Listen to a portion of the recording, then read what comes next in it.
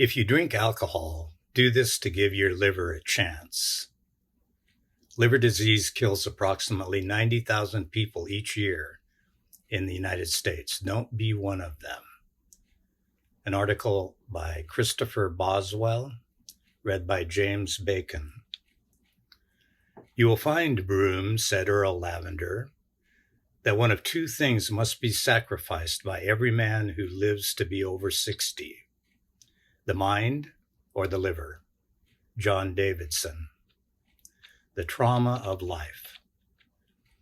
Just a few years ago, life educated me on liver function through a painful experience, the loss of my only sibling, a beautiful, bright, and whimsical girl who had helped me through 53 years of life, gave me an opportunity to watch her die.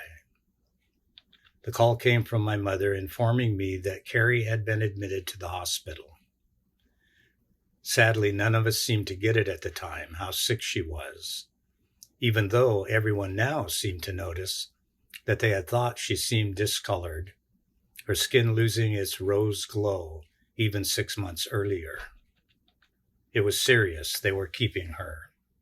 Weeks went by with me calling from 2,300 miles away, asking for reports and talking to her on the phone.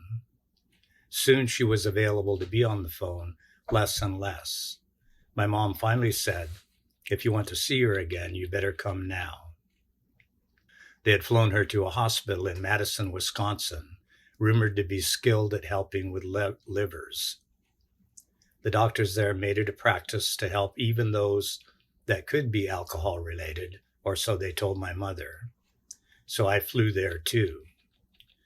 My wish is to have gone sooner, but I'm glad I made the time when I did. She had told one of the doctors that she drank beer and wine once in a while. That was at the first hospital in Kansas City. Their policy was not to put people on the transplant waiting list who may have brought the disease on through poor choices.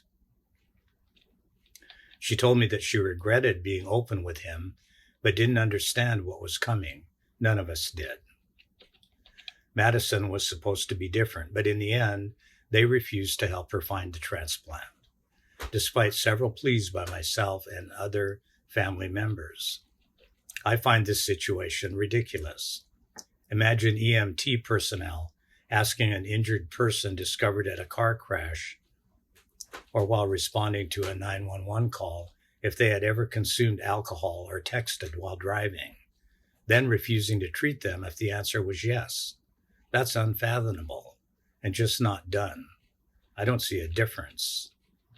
She did get me thinking of my own liver. It seemed I drank more than she did.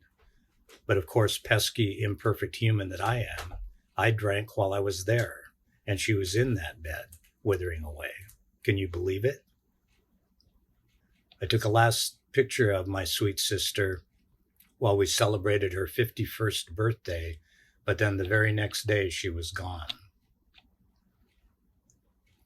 My body is like a temple in Nepal. It is sacred, but has a lot of damage from the earthquake of my youth. James Halvenstein, The Aftermath.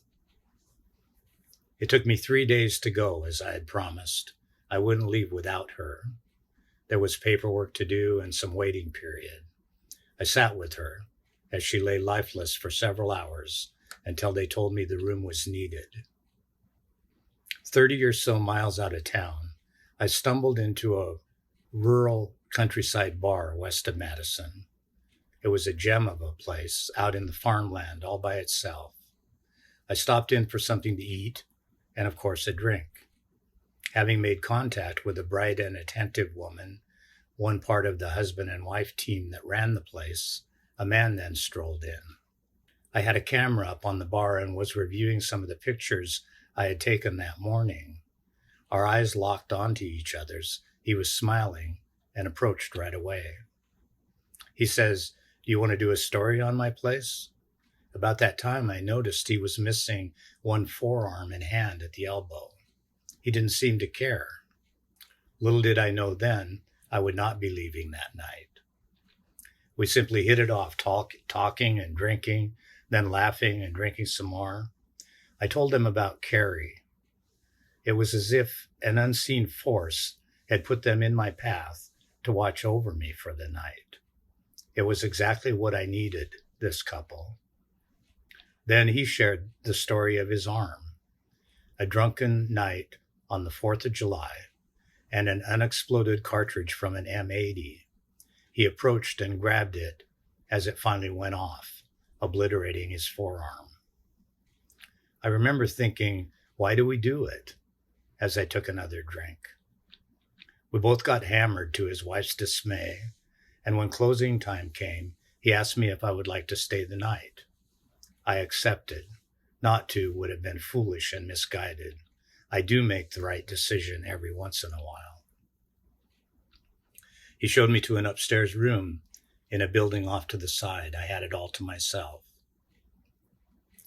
No matter what evil might come one's way, to be loved is to be protected. Kate Morton. The calm in the storm of emotions. Now I'll tell you the name of the place, the Shelter Bar and Grill in Leland, Wisconsin. It lives up to the name, at least it did on that night. Shelter. Upon awakening, I descended back to the bar and was offered an amazing breakfast, locals coming and going. When asking for the check, I was informed that there wasn't one. They wouldn't think of taking a dime. Angels exist on earth. Christopher Boswell. I drove away feeling better than when I came and began listening to an audio book while I was driving. I had loaded it onto my phone through overdrive as I laid in bed before going down to eat. A medical doctor had written this book and claimed he had contracted liver disease and cancer. I figured if I was to continue to drink, or even if I wasn't, my liver needed support.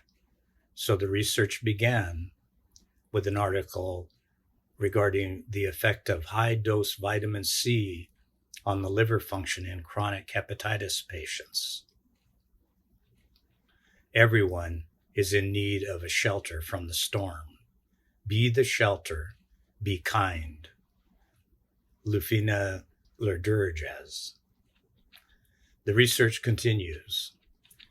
The author of this book I was listening to went on to speak of feeling like he was dying, going to doctor after doctor, trying to find out what was wrong.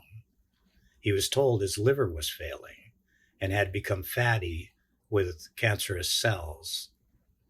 Given 3 months to live, he decided to forego chemo and other mainstream treatments, then simply began to ingest 4,000 milligrams of vitamin C daily. He claimed that within 1 month, his symptoms and the disease completely disappeared. Another man, Linus Pauling, also believed high doses of vitamin C could cure many conditions, even heart disease and cancer. At the time of his claim, many called him a quack, dismissing it as unproven.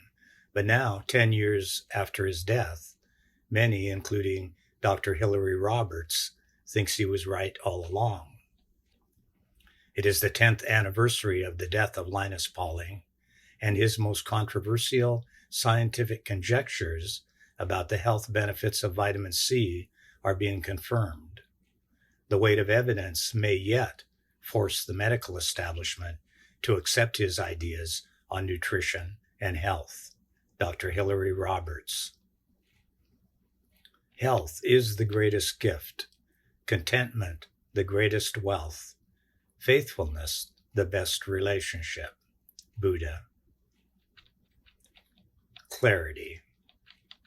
So just to be clear, I am not a doctor, but I will tell you that I've been taking 4,000 milligrams of vitamin C daily now since my sister passed. Is it working? Well, I'm not sure, but here is something I can tell you with certainty. I'm still alive, and all my blood work says my treasured liver is still working. Maybe my sister has shown me how to live better by her own ultimate sacrifice. Thanks, sis. May God bless you and keep you. Cheers, Christopher.